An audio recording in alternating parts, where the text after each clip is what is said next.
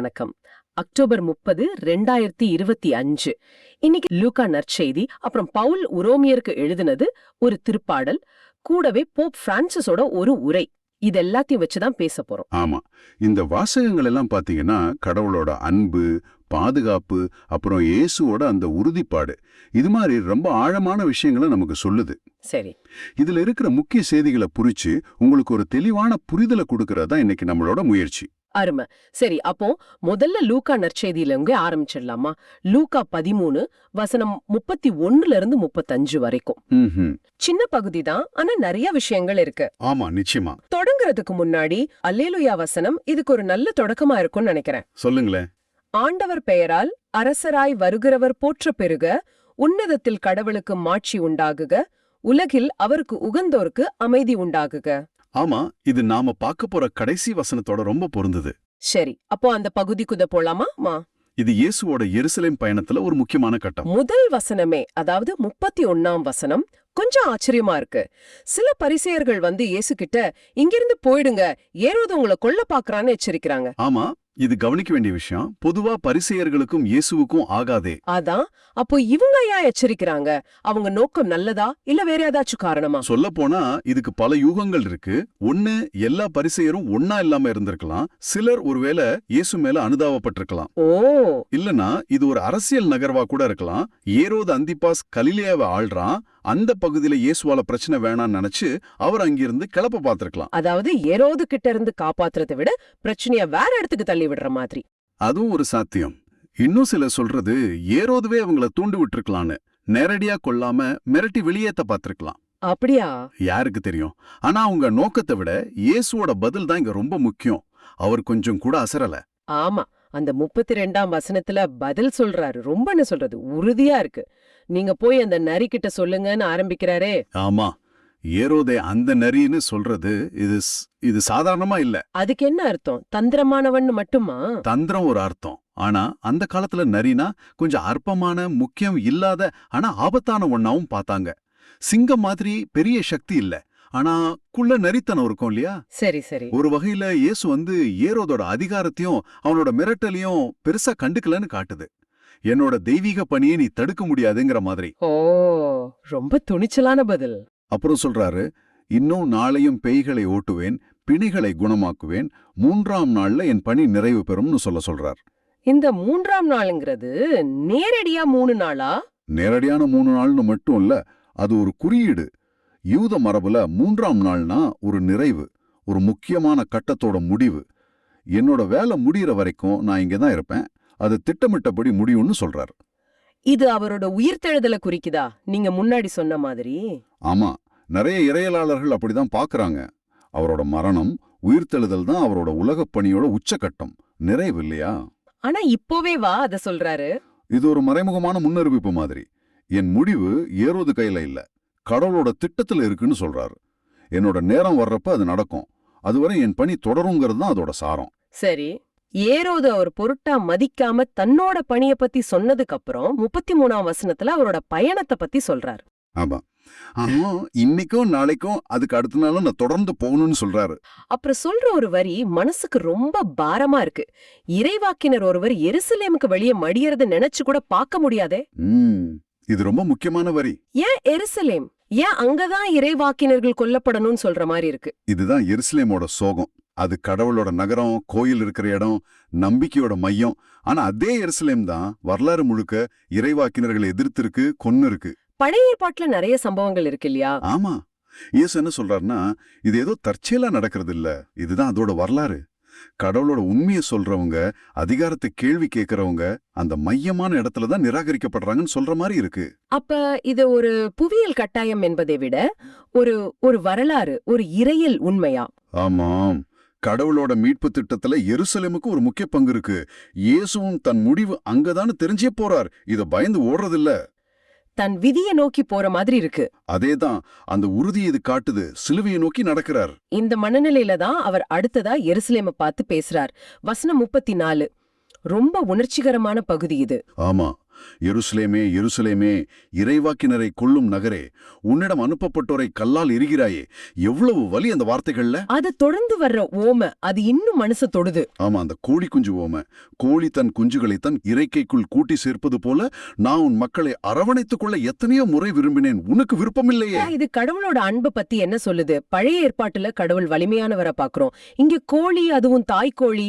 மிகச் சரியா கவனிச்சீங்க. இது கடவுளோட ஒரு தாய் உள்ளத்தை காட்டுது. மென்மையான, பாசமான, பாதுகாக்க நினைக்கிற அன்பு. ஆபத்துல கோழி எப்படி குஞ்சுகளை மறைக்குமோ அப்படி இயேசு அந்த மக்களை பாதுகாக்க நினைச்சார். எத்தனையோ முறை விரும்பினேன்னு சொல்றாரு. அது கடவுளோட பொறுமையையும் தொடர்ச்சியான அழைப்பையும் காட்டுது. அவர் விடாம முயற்சி செஞ்சிருக்கார். ஆனா கடைசி வரி, உனக்கு விருப்பம் இல்லையே. இதுதான் பிரச்சனையா? ஆமா, இதுதான் இந்த மையப்புள்ளி. கடவுளோட அன்பு எவ்வளோ பெருசா இருந்தாலும் அது ஏத்துக்கிறதோ மறுக்கிறதோ மனிதனோட கையில இருக்கு. அவங்க சுதந்திரம் அது. அதே கடவுள் கட்டாயப்படுத்தல. கூப்பிடுறார், அரவணைக்க விரும்புறார்.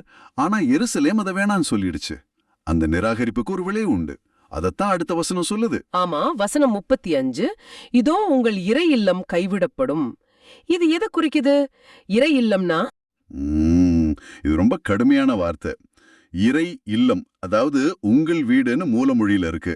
இது முதன்மையா எருசலேம் தேவாலயத்தை குறிக்கலாம். கடவுளோட பிரசன்னம் இருக்கிற இடம்னு சொல்லுவாங்களே, அதேதான். அது கைவிடப்படும்னா கடவுளோட சிறப்பு பாதுகாப்பு, அவரோட பிரசன்னம் அங்கிருந்து போயிடும்னு அர்த்தம். இது கிமு 70ல ரோமர்கள் கோயில அழிச்சல முன்கூட்டியே சொல்ற மாதிரி இருக்குன்னு நிறைய பேர் நினைக்கிறாங்க. ஓ, ஆனா இது வெறும் கோயில மட்டும் இல்ல, ஒருவேளை அந்த நகரத்தையே, அந்த மக்களையுமே குறிக்கலாம்.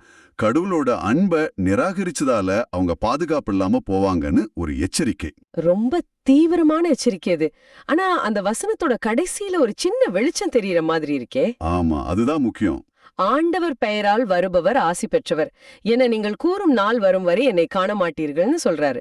இது முழுசா கைவிட்டுட்டாருன்னு அர்த்தம் இல்லையா? இல்ல, இது ஒரு நிபந்தனையோட வர்ற வாக்குறுதி மாதிரி, ஒரு தீர்க்க தரிசனம்னு சொல்லலாம். அந்த வரி சங்கீதம் 118 இருந்து வருது இல்லையா? ஆமா, சங்கீதம் 118:26.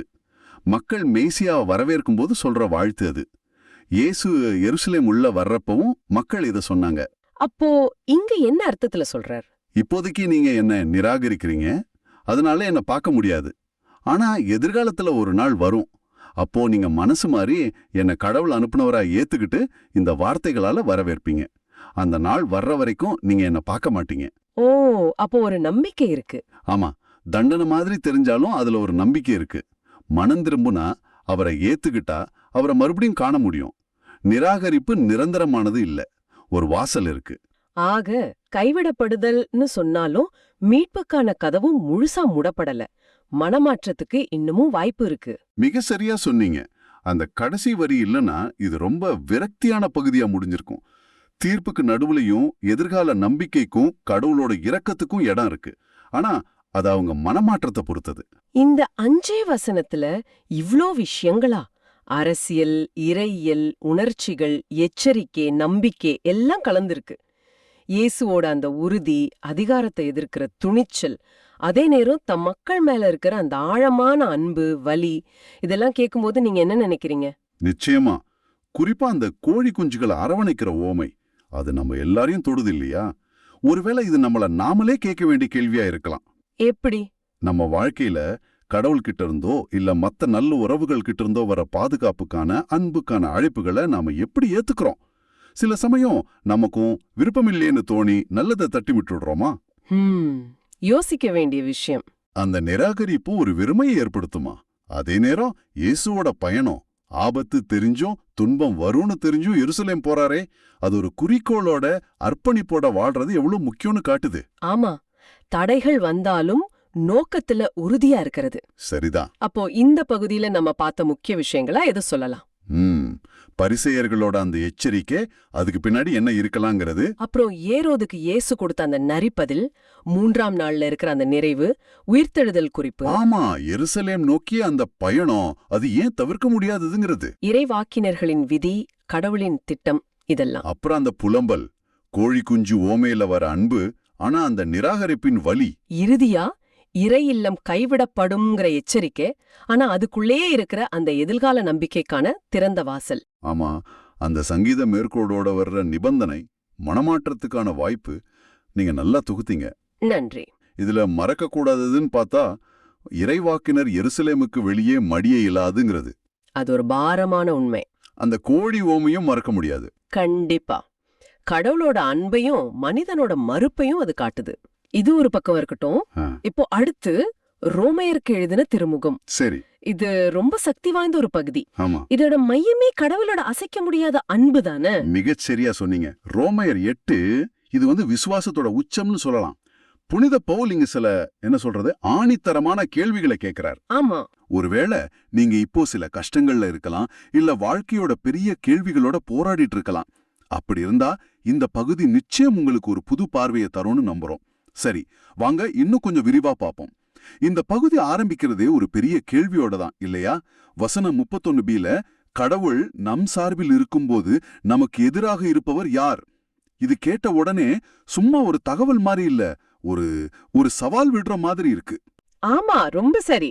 அது வெறும் கேள்வி இல்ல, அதுக்கு பதில் எல்லாருக்கும் தெரியும்னு பவுலுக்கே தெரியும். சொல்லப்போனா ஒரு சொல்லாட்சி கேள்வி அது. கடவுளே உங்க பக்கம்னா உண்மையில கடைசியில பாக்கும்போது உங்களுக்கு எதிரா நிக்கிற சக்தி எதுவுமே இல்ல. இதுதான் அதோட அர்த்தம். இது சும்மா ஒரு நம்பிக்கை இல்ல, ஒரு தைரியத்துக்கான அழைப்புன்னு கூட சொல்லலாம். வாழ்க்கையில பிரச்சனைகள் வரும்போது நிக்கிறதுக்கு ஒரு ஃபவுண்டேஷன் மாதிரி இது. உங்களுக்காக நிக்கிறவர் இந்த உலகத்தையே உண்டாக்கினவர்னா மத்த எதிர்ப்பெல்லாம் எவ்ளோ சின்னது இல்லையா? ஆமா. அந்த அஸ்திவாரத்து மேல பவுல் அடுத்தடுத்து கற்றார் பாருங்க. வசனம் 32க்கு வருவோம். தம் சொந்த மகனென்றும் பாராது அவரை நம் அனைவருக்காகவும் ஒப்புவித்த கடவுள் தம் மகனோடு அனைத்தையும் நமக்கு அருளாதிருப்பாரோ? இது யோசிச்சு பார்த்தா ரொம்ப சக்தி வாய்ந்த ஒரு லாஜிக். கடவுள் செய்யக்கூடியதிலே பெரிய தியாகம் தன் மகனே கொடுத்துட்டார். அப்பேற்பட்டவர் மத்த அதை விட சின்ன தேவைகளை நமக்கு தரமாட்டாரா? எப்படி நினைக்க முடியும்? உதாரணத்துக்கு நீங்க ஒருத்தர்ட்ட உங்க உயிரையே காப்பாத்த சொல்றீங்க, அவரும் செய்யறார். அப்புறம் நீங்க ஒரு டம்ளர் தண்ணி கேட்டா மறுப்பாரா? அந்த மாதிரி இது. இங்க சுவாரஸ்யமான விஷயம் என்னன்னா, பவுல் கடவுளோட தாராள குணத்தை சும்மா சொல்லிட்டு போகல, அதுக்கு ஆதாரம் என்னன்னு காட்டுறாரு. கிறிஸ்துவின் தியாகம், அதுதான் ஆதாரம். கடவுளோட அன்பு வெறும் வார்த்தை இல்ல, அது செயல்ல தெரிஞ்சது. அதுவும் உச்சகட்டமான செயல். நாம சில நேரம் யோசிப்போம்ல, நான் இதுக்கு தகுதியானவனா, எனக்கு இது கிடைக்குமா அப்படின்னெல்லாம்.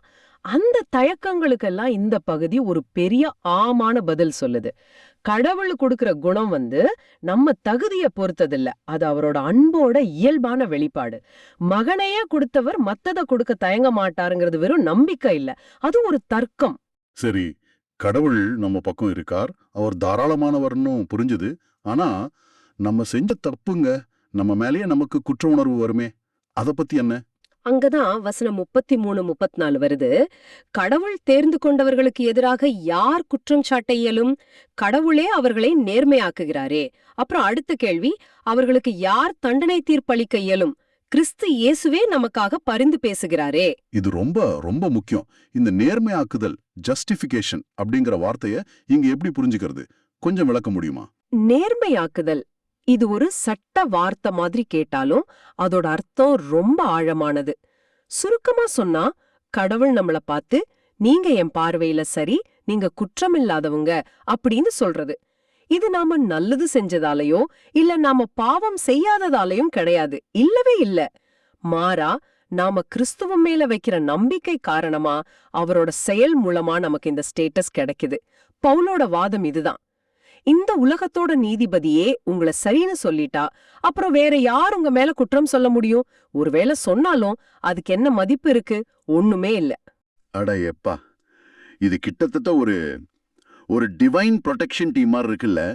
யோசிச்சு பாருங்க, யாரோ ஒருத்தர் நம்ம மேல கை நீட்டி குறை சொல்றாங்க, உடனே கடவுள் குறுக்க இவர் என்னோடவர், நான் இவரை ஏத்துக்கிட்டேன்னு சொல்ற. சரி, அடுத்ததா யாராவது தண்டனை தீர்ப்பு கொடுக்க வந்தா கிறிஸ்து இயேசுவே எந்திரிச்சு நின்னு, ஒரு நிமிஷம், நான் இவருக்காக செத்து உயிரோட எழுந்தேன், நான் இவருக்காக பரிந்து பேசுறேன்னு சொல்றாரு. இதை விட பெரிய பாதுகாப்பு வேற என்னங்க வேணும்? இது கொடுக்கிற மனதைரியமே தனி. ஆமா, சரியா சொன்னீங்க.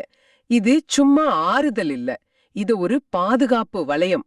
பவுல் கிறிஸ்து நமக்காக பரிந்து பேசுறார்னு சொல்லிட்டு நிறுத்தல. அவர் நமக்காக இறந்தார், உயிர் தெழுந்தார், இப்ப கடவுளோட வலது பக்கத்துல இருக்கார்னு சொல்றாரு. அந்த கடவுளோட வலது பக்கம்ங்கிறது சாதாரண இடம் இல்ல, அது அதிகாரத்தோட, வல்லமையோட, கடவுளுக்கு மிக நெருக்கமான உறவோட உச்சநிலை. அந்த நிலைமையிலிருந்து கிறிஸ்து நமக்காக பேசுறார்னா அந்த பரிந்துரையோட வலிமைய கொஞ்சம் யோசிச்சு பாருங்க. அதை யாராலையும் தட்ட முடியாது. இதுல கடவுளோட நீதியும் அன்பும் ஒன்னா தெரியுது. ஆனா இவ்ளோ பெரிய பாதுகாப்பு இருக்கிறதால வாழ்க்கையில கஷ்டமே வராதுன்னு பவுல் சொல்லலையே. அதுவும் முக்கியம் இல்லையா? அதுதான் வசனம் 35ல ரொம்ப தெளிவா தெரியுது. அவர் கேக்குறாரு, கிறிஸ்துவின் அன்பிலிருந்து நம்மை பிரிக்கக்கூடியது எது அப்படின்னு கேட்டுட்டு ஒரு லிஸ்ட் போடுறாரு பாருங்க. வேதனையா, நெருக்கடியா, இன்னலா, பசியோ, ஆடையின்மையோ, இடரோ, சாவோ. இந்த பட்டியல் வாழ்க்கையோட உண்மையான கஷ்டங்கள் அப்படியே காட்டுது. துன்பம் வாழ்க்கையோட ஒரு பகுதிங்கிறத அவர் ஒத்துக்கிறாரு. ஆமா, அதோட அடுத்த வசனத்துல 36 திருப்பாடல்கள்ல இருந்து ஒரு மேற்கோள் காட்டி, பொருட்டு நாள்தோறும் கொல்லப்படுகின்றோம், வெட்டுவதற்காக நியமிக்கப்பட்ட ஆடுகளைப் போல் கருதப்படுகின்றோம்னு சொல்றாரு. அதாவது விசுவாசமா இருக்கிறதுனால சில நேரம் கஷ்டம் அதிகமாக கூட இருக்கலாம். அது எதிர்பார்க்க வேண்டிய ஒண்ணுதான், ஆச்சரியப்பட வேண்டியதில்லைன்னு சொல்ற மாதிரி இருக்கு. பவுல் ஏன் இந்த குறிப்பிட்ட கஷ்டங்களை லிஸ்ட் பண்றாருங்கிறது கவனிக்க வேண்டிய விஷயம். வேதனைனா உடல் வலி, மனவலி. நெருக்கடினா சூழ்நிலையோட அழுத்தம், ஒருவேளை இன்னைக்கு இருக்கிற வேலை அழுத்தம், பண கஷ்டம், இதெல்லாம். இன்னல்னா துன்பப்படுத்துறது, சமூகத்துல ஒதுக்கப்படுறது, அப்புறம் பசி, ஆடையின்மை, அதாவது வறுமை, அடிப்படை தேவைகள் கூட இல்லாம இருக்கிறது. இடர்னா ஆபத்து, நிச்சயமில்லாத தன்மை, கடைசியா சாவு, நம்மளோட கடைசி எதிரி. இது மனுஷங்க அனுபவிக்கிற எல்லா விதமான கஷ்டங்களையும் தொடுது பாருங்க. உடல், மனசு, சமூகம், அடிப்படை தேவைகள், உயிர்க்கே ஆபத்துன்னு எல்லாத்தையும் சேர்த்துட்டார். துன்பத்தோட முழு அளவையும் காட்டுது இது. இதை இன்னும் பெரிய படத்தோட சேர்த்து பார்த்தா பவுல் ஒரு முக்கியமான உண்மையை சொல்றாரு. நான் உங்களுக்கு பிரச்சனை இல்லாத வாழ்க்கைய வாக்களிக்கல, பிரச்சனைகள் வரும், ஆனா அந்த பிரச்சனைகள் உங்களையும் கிறிஸ்துவின் அன்பையும் பிரிக்க முடியாது. இதுதான் அந்த முக்கியமான வேறுபாடு. அவர் துன்பம் இல்லாத வாழ்க்கைய சொல்லல, ஆனா துன்பத்துக்கு நடுவுலயும் நிக்கிற, துன்பத்தை விட வலிமையான ஒரு அன்பை உறுதி பண்றாரு. அந்த அன்பு தான் உண்மையான பாதுகாப்பு. ஆமா, அந்த வேறுபாடு தான் எல்லாத்தையும் மாத்துது. துன்பம் உண்மைதான், ஆனா அதை விட பெரிய உண்மை கடவுளோட அன்பு. அதனாலதான் வசனம் 37 ஒரு டர்னிங் பாயிண்ட் மாதிரி இருக்கு. ஆயினும் நம்மீது அன்பு கூர்ந்தவரின் செயலால் மேற்கூறியவை அனைத்திலும் நாம் வெற்றி மேல் வெற்றி அடைகிறோம். இது சும்மா சமாளிக்கிறோம் இல்ல, தப்பிச்சு வாழ்றோம் இல்ல, வெற்றி மேல் வெற்றி அடைகிறோம், மோர் தென் கான்கரர்ஸ் அப்படின்னு சொல்லுது. ஆனா அந்த வெற்றி எப்படி வருது? நம்ம மன உறுதியாலா, நம்ம பலத்தாலா? இல்ல, நம்மீது அன்பு கூர்ந்தவரின் செயலால், அவர் மூலமா தான் வருது. நம்ம சக்தியால் இல்ல, அவரோட அன்போட வல்லமையால வருது. பெரிய வெற்றி, எதிரிய முழுசா ஜெயிக்கிற மாதிரி ஒரு வெற்றி. இதுக்கு என்ன அர்த்தம்னா, நாம கஷ்டங்களை சந்திக்கும் போது அதை சும்மா பல்ல கடிச்சுக்கிட்டு தாங்கிக்கிட்டு இல்லவே இல்ல. மாறா கிறிஸ்துவோட நமக்கு இருக்கிற உறவு காரணமா அந்த கஷ்டமே ஒரு வேற விதமான வெற்றிக்கான இடமா மாறுது. கஷ்டம் நம்மள அழிக்காம கடவுளோட வல்லமைய நம்ம வாழ்க்கையில காட்ட ஒரு வாய்ப்பா மாறுது. இது எப்படி முடியும்?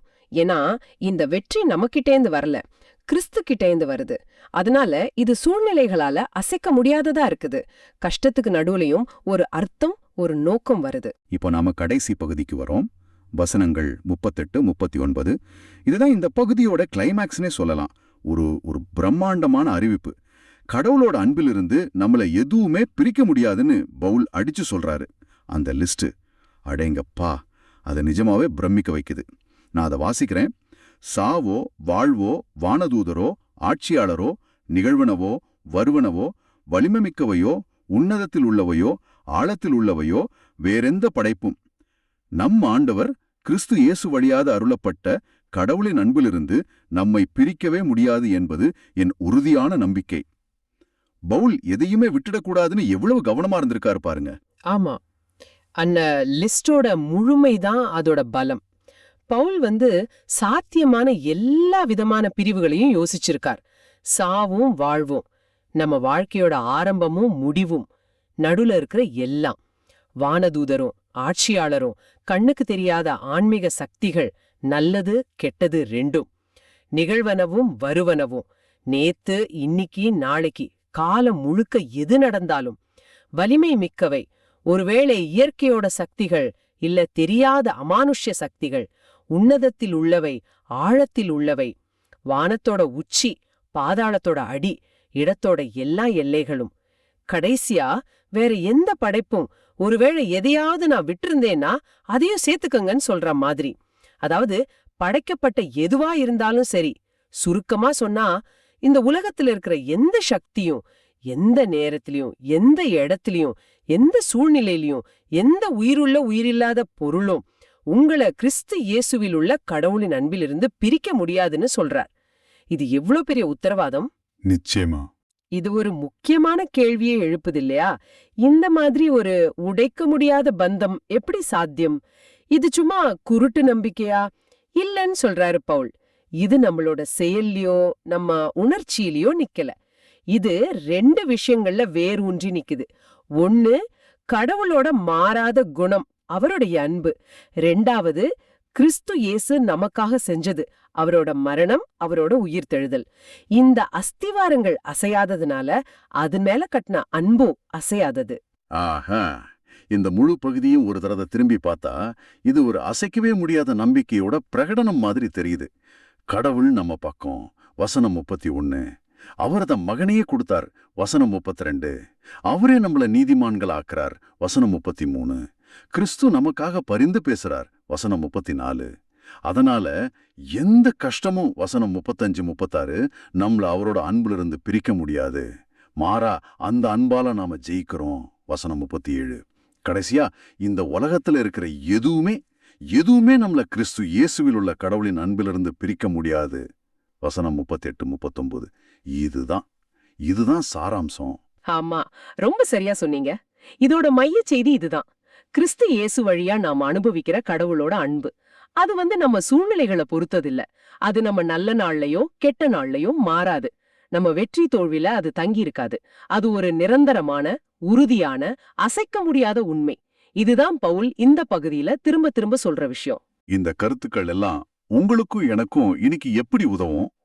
நீங்க ஒருவேளை வேலை இழப்புங்கிற வேதனையில இருக்கலாம், இல்ல எதிர்காலத்தை பத்தி ஒரு நெருக்கடியான கவலையில இருக்கலாம், உறவுகள்ல சிக்கல் இருக்கலாம், இல்ல வாழ்க்கையே அர்த்தம் இல்லாம போற மாதிரி ஒரு விரக்தியில இருக்கலாம். இந்த மாதிரி நம்முடைய காலத்து கஷ்டங்கள் நம்மள சோதிக்கும் போது இந்த பகுதி என்ன சொல்லுது? உங்க சூழ்நிலை எவ்வளவு கஷ்டமா இருந்தாலும் சரி, உங்க உணர்வுகள் எவ்வளவு குழப்பமா இருந்தாலும் சரி, அதையெல்லாம் விட ஆழமான, அதையெல்லாம் விட உண்மையான ஒண்ணு இருக்கு. அதுதான் கிறிஸ்து இயேசுவில் வெளிப்பட்ட கடவுளோட அன்பு. அந்த அன்பு தான் உங்களோட உண்மையான பாதுகாப்பாரன். நீங்க ஏன் இத கேட்கணும், இல்ல ஏன் இத பத்தி கவலை போடணும்? ஏன்னா நாம எல்லாரும் மனுஷங்க. நமக்குள்ள சில அடிப்படை பயங்கள் இருக்கு. நம்மள ஏத்துக்க மாட்டாங்களோன்னு பயம், தோத்துடுவோமோல பயம், கஷ்டத்துல தனியா விட்டுடுவாங்களோன்னு பயம், கடைசியா மரணத்தை பத்தின பயம். இந்த பகுதி இந்த மாதிரி ஆழமான பயங்களுக்கு நேரா பதில் சொல்லுது. இது சும்மா கவலைப்படாதீங்கன்னு சொல்லல, ஏன் கவலைப்பட தேவை இல்லைங்கிறதுக்கு காரணங்கள் அடுக்குது. இது வெறும் தத்துவமோ நல்ல அறிவுரையோ இல்ல. இது கடவுளுக்கும் மனுஷனுக்கும் நடுவுல கிறிஸ்து இயேசு மூலமா ஏற்பட்டிருக்கிற ஒரு உறவு அடிப்படையா வச்ச அசைக்க முடியாத உறுதியை பத்தி பேசுது. இந்த உறுதி உங்க வாழ்க்கை பார்வைய மாத்தக்கூடிய சக்தி வாய்ந்தது. பவுலோட இந்த வார்த்தைகள் எவ்வளவு ஆழமானவை, எவ்வளவு சக்தி வாய்ந்தவைன்னு இன்னைக்கு மறுபடியும் உணர்ந்தோம். இதுக்கு அடுத்து வர திருப்பாடல் கொஞ்சம் வேற மாதிரி இருக்கு. ஒரு தனி ஆளோட மன்றாட்டு மாதிரி கேக்குது. இதோட மைய கருத்து என்னன்னா, கடவுளோட பேரன்பை நம்பி அவர்கிட்ட உதவி கேக்குறது, மீட்புக்காக மன்றாடுறது. ஆனா வெறும் மன்றாட்டம் மட்டும் இல்ல, அது எப்படி நம்பிக்கைக்கும் புகழ்ச்சிக்கும் போகுதுங்கிறதையும் பார்க்க போறோம். சோ இந்த வசனங்கள்ல இருக்கிற உணர்ச்சிகள், அந்த நம்பிக்கை, இதெல்லாம் என்ன சொல்ல வருதுன்னு கொஞ்சம் ஆழமா பார்க்கலாம். நிச்சயமா. சரி, முதல்ல 21, 22 வசனங்கள். என் தலைவராகிய கடவுளே, உமது பேரை முன்னிட்டு எனக்காக செயல்படும். உமது பேரன்பு இணையற்றது, அதற்கேற்ப என்னை மீட்டருளும். ஆமா. அப்புறம் சொல்றார், நானோ எளியவன், வறியவன், என் இதயம் எனக்குள் புண்ணாய் உள்ளது. இங்க பாருங்க, நேரடியா என் தலைவராகிய கடவுளேன்னு கூப்பிடுறார். அந்த நேரடி அழைப்பு. ஆமா. அப்புறம் கடவுளோட பேரை வச்சும் அந்த பேரன்பு வச்சும் தனக்காக செயல்பட சொல்றார். தன்னோட நிலைமை, எளியவன், வறியவன், இதயம் புண்ணா இருக்குன்னு ரொம்ப வெளிப்படையா சொல்றார். ஆமா. இந்த மாதிரி ஒரு பலவீனமான நிலையில இருந்துட்டு இவ்ளோ உரிமையா கடவுள்கிட்ட கேக்குறது, இது எதை காட்டுது?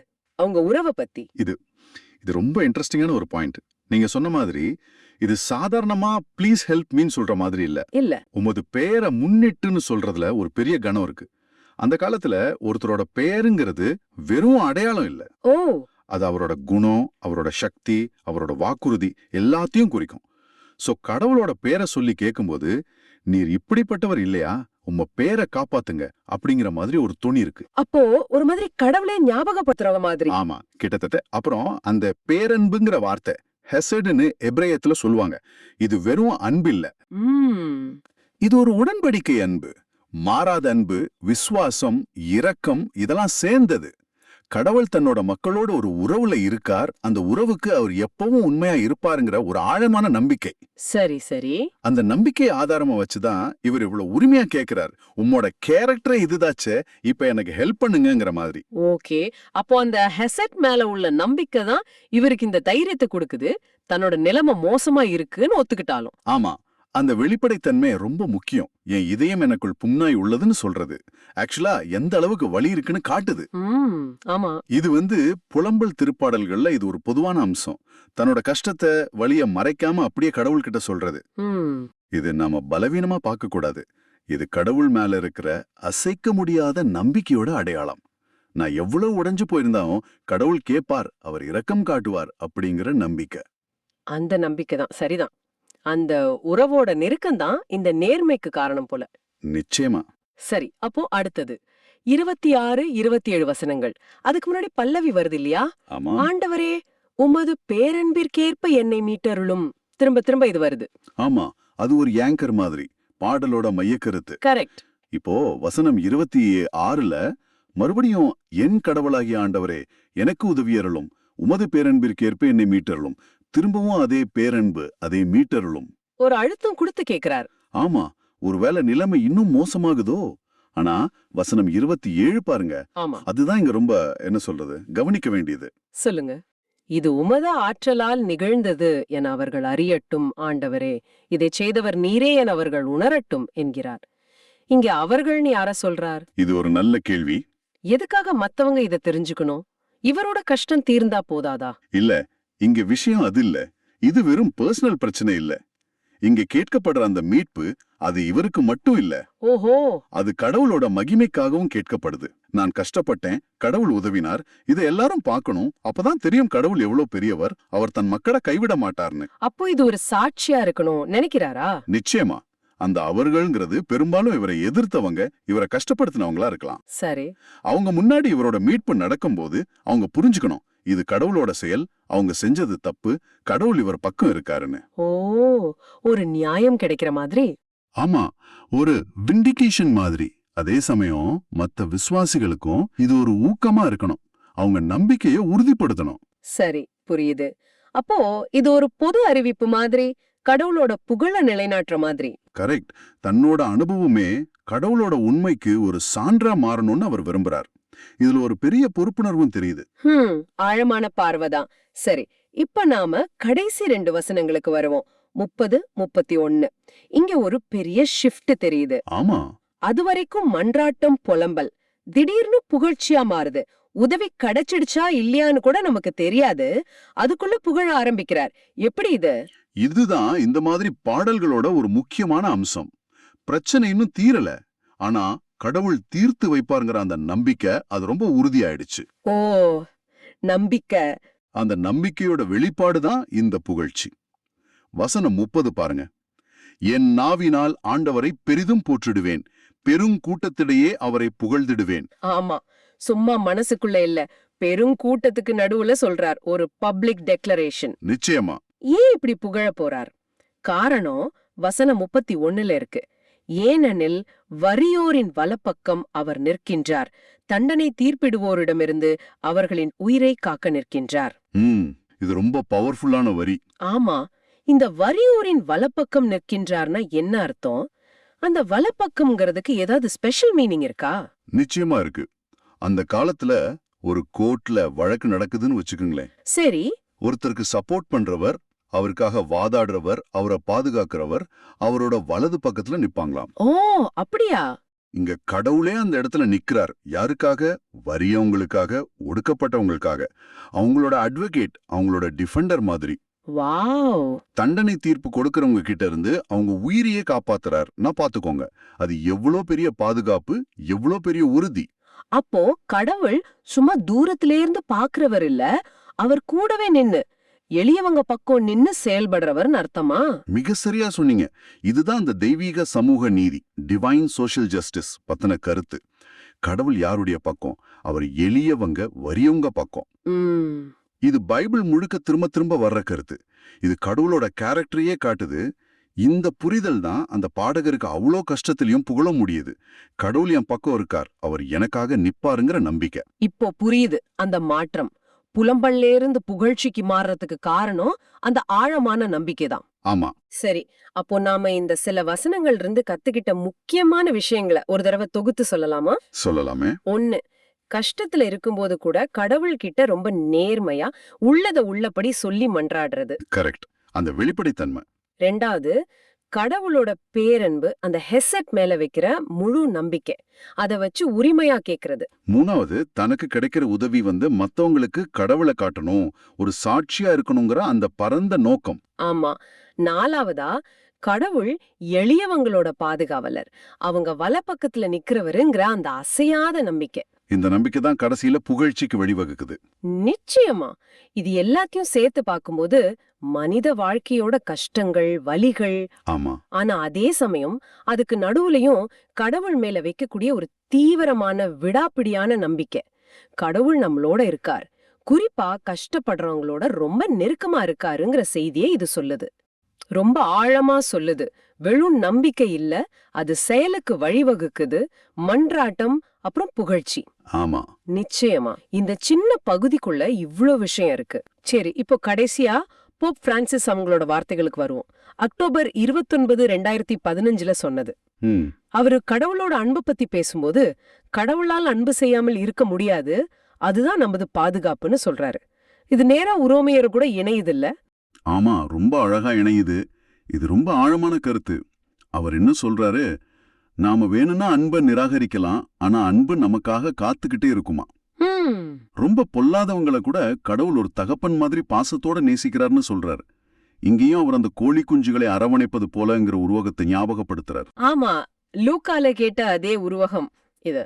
இது ரொம்ப சுவாரஸ்யமா இருக்கு பாருங்க. போப் சொல்றார் கடவுள் அழுகிறார்னு. ஆமா, இதுதான் எல்லாரையும் கொஞ்சம் யோசிக்க வைக்கும். கடவுள் அழுவாரா?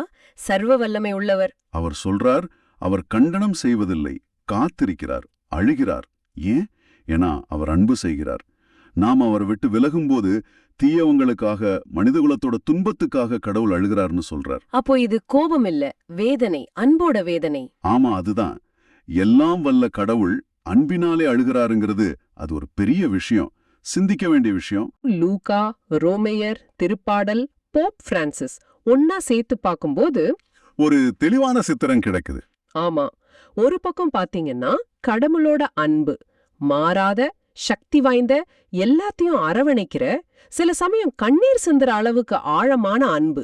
இது உரோமையர், திருப்பாடல், போப்போட வார்த்தைகள்ல தெரியுது. மறுபக்கம் இந்த அன்ப மனுஷங்க எப்படி எதிர்கொள்றாங்கங்கிற யதார்த்தம். லூக்கால ஏரோதோட எதிர்ப்பு, எருசலேமோட நிராகரிப்பு. கரெக்ட். அன்பு இருக்கு, ஆனா அதை ஏத்துக்காதவங்களும் இருக்காங்க. அதே சமயம் அந்த எதிர்ப்புக்கு நடுவுல இயேசுவோட அந்த அசைக்க முடியாத உறுதி. ஆமா, லூக்கால பார்த்தோம். அது கடவுளோட திட்டம், அவரோட பாதுகாப்பு மேல நம்பிக்கை வைக்குது. பவுல் சொல்ற மாதிரி எதுவுமே பிரிக்க முடியாதுங்கிற தைரியத்தை கொடுக்குது. கோழி குஞ்சுகளை அரவணைக்கிற உருவகம் அது அன்போட மென்மையையும் பாதுகாப்பையும் ஒரு சேர காட்டுது. அப்புறம் திருப்பாடல் தேவையில இருக்கிறவங்களோட கடவுள் இருக்காருன்னு ஞாபகப்படுத்துது. சரி, ஆக இன்னைக்கு நாம பார்த்த இந்த ஆதாரங்கள் எல்லாம் எதிர்ப்புகள், நிராகரிப்புகள், இதுக்கெல்லாம் மத்தியில கூட கடவுளோட அன்பு எவ்வளவு வலிமையானது, விடாப்பிடியானதுன்னு காட்டுது. ஆமா, அதே மாதிரி இயேசு தன்னோட பணியில எவ்வளவு உறுதியா இருந்தாருன்னு தெரியுது. நிச்சயமா. இதெல்லாம் சேர்த்து பார்க்கும்போது ஒரு முழுமையான பார்வை கிடைக்குது. கடவுளோட பேரன்பு, மனிதனோட தடுமாற்றம், துன்பத்தோட யதார்த்தம், ஆனாலும் விடாத நம்பிக்கை, இறுதி வெற்றி. அரும்ப. அப்போ இந்த உரையாடலோட இறுதியில நேயர்களான உங்களுக்கு ஒரு கேள்வி. இந்த அசைக்க முடியாத, சில சமயம் கண்ணீரோட கூட வெளிப்படுற இந்த பேரன்ப உங்க வாழ்க்கையில நீங்க எப்படி உணர்றீங்க, இல்ல எப்படி அதுக்கு பதில் சொல்றீங்க? இல்லனா ஒருவேளை இந்த ஒரு விஷயத்தை நீங்க இன்னும் கொஞ்சம் ஆழமா யோசிக்கலாம். எல்லாம் வல்ல கடவுள் அன்பினால் அழுகிறார். இந்த உண்மை உங்களுடைய கடவுளை பற்றிய புரிதலை எப்படி மாத்துது? அவருடனான உங்க உறவை இது எப்படி பாதிக்கலாம்? ஆமா, இது நிச்சயம் யோசிக்க வேண்டிய ஒரு விஷயம்.